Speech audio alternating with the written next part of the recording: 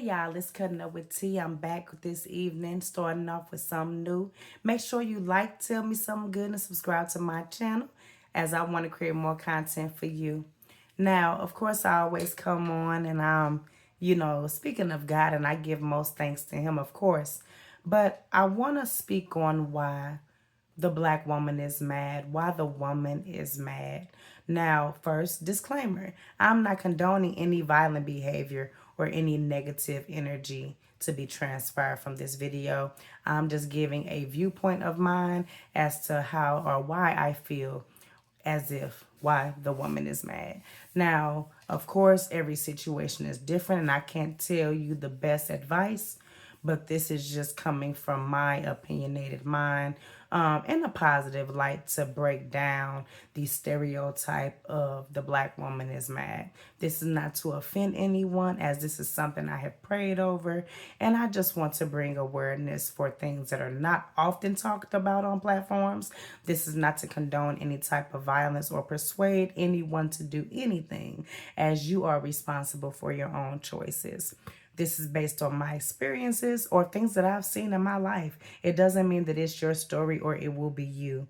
So take this with a mental mind of learning and getting an opinion or a positive viewpoint, explaining something versus me trying to bash or sway one way or another. First, I want to say that God forgives all, and He gives us all a new day and a new chance to correct anything that we've done. And if you are asking or needing discernment, you ask God for that, and He will reveal those proper things to you. With this stigma of the woman being mad, and this is for men as well, but I cannot speak for the men because I'm not a man myself, and each situation is different. So like I said, I'm just going off the top of my dome. I'm not trying to make a point here. I just want to break the barrier and give a little bit of understanding to this stigma phrase. She's mad, the mother is mad. I have to say that I can recall when I was a little girl, a young lady, I should say, and you play with baby dolls. And 9 times out of 10, if you had a Barbie, you had a Ken. Now, with that, I'm bringing up family dynamic, scientifically speaking. When a little girl is younger, she dreams of being married, white picket fence, happy family.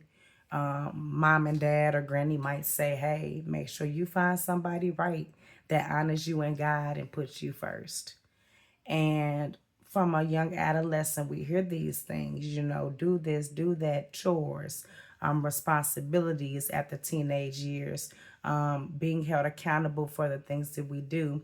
And we dream and we dream and we dream and we say, oh yeah, when I get older, 18, 19, hey, when I get older, you may say, when I'm 30 or 40 or when I'm established, I want a family. I want a family. I want to be stable. I want to be financially stable. I want to have a career or a job that is sufficient for me and my lifestyle and my family. And it starts with work, actually. You get your first job. It's the best job. You can't wait to get that first paycheck. Even with the taxes being taken now, you're happy. You're like, yeah, I got my first paycheck. Okay. But we all know what it feels like when we left our first job or when we were forced to leave, from our first job. No matter what your parents told you, no matter what a mentor told you, we felt like it was the end of the world. Oh my gosh, this is my first job. This is the first place I've ever worked. It's dear to your heart. You hold it close. So then you experience the first point of disappointment. You're hurt, you're bothered, you can't get your mind off of it. Man, you depended on this income. Even if you're 16 years old back then, working your first gig. You're disappointed. You experience your first realm of disappointment. And then from there, it's like, okay, you get into the dating phase and you start dating, and you listen to these things in your head from your ancestors or your higher people in the family hierarchy, I should say, saying, make sure they treat you right. This is something that I heard my whole life. Make sure that this person can provide for you. Make sure that this person can be substantial for you. You know, if anything happens, you need to have somebody that is able to carry the weight or make a way. And so then you date and your first love, your first love, you can't live without them.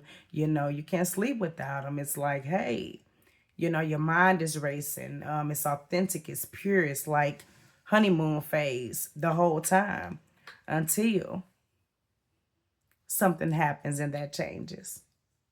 Until you and that person is no longer together, until something happens and life takes its turn.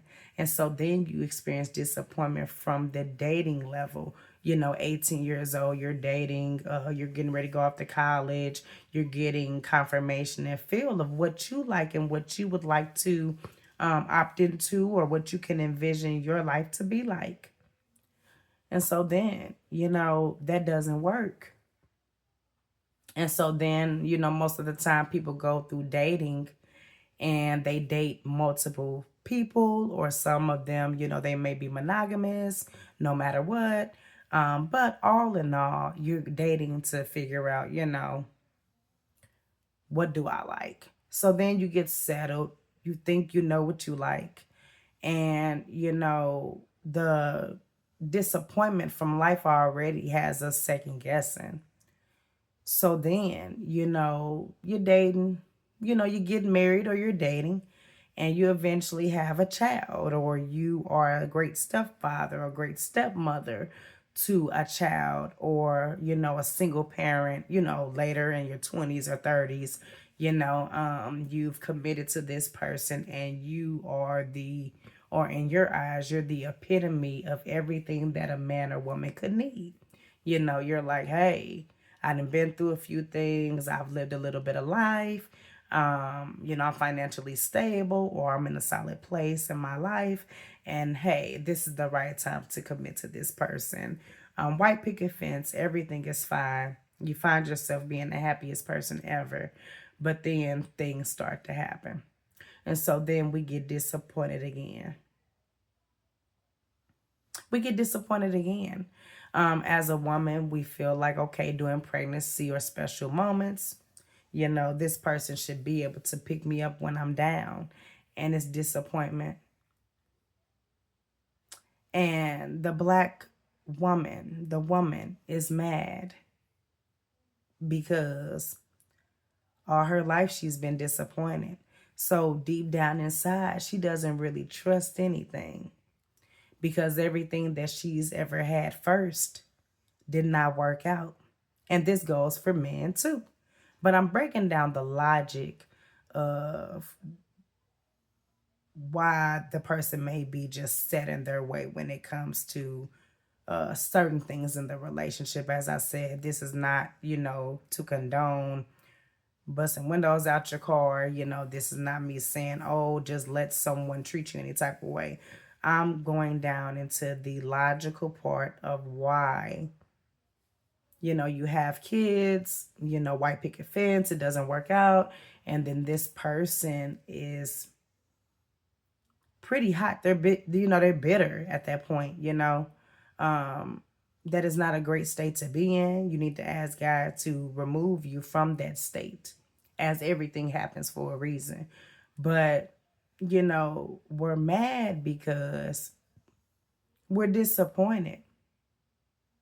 We feel like we may have done what we could have to make the situation be the best. But in the time where we may have needed help, we feel as if the male didn't step up and take control.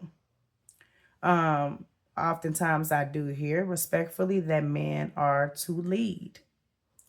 And when the woman starts doing most of the leading, she builds resentment.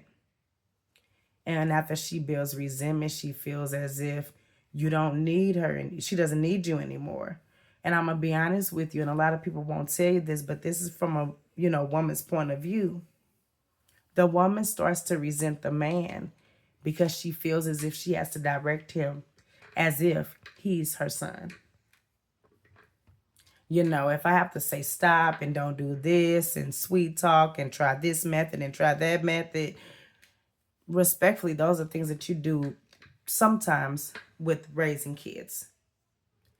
And so once that resentment is built up, it's like, well, dang, I depended on him, or I, thought that he would just do some of the things that I was doing. I'm not talking financial or just not having to pay for anything. Life is expensive, and most of the time nowadays, everyone has to pitch in. But I'm speaking from a space of expecting by default, because we've done those things or vice versa, that it would be given to us, and that not happening in a pivotal moment. We're having to talk and break down and, try all these different methods. And it's like a brick wall at that point. So, it's just a little segment here, nothing too heavy, but all together, just insight on why the Black woman is mad.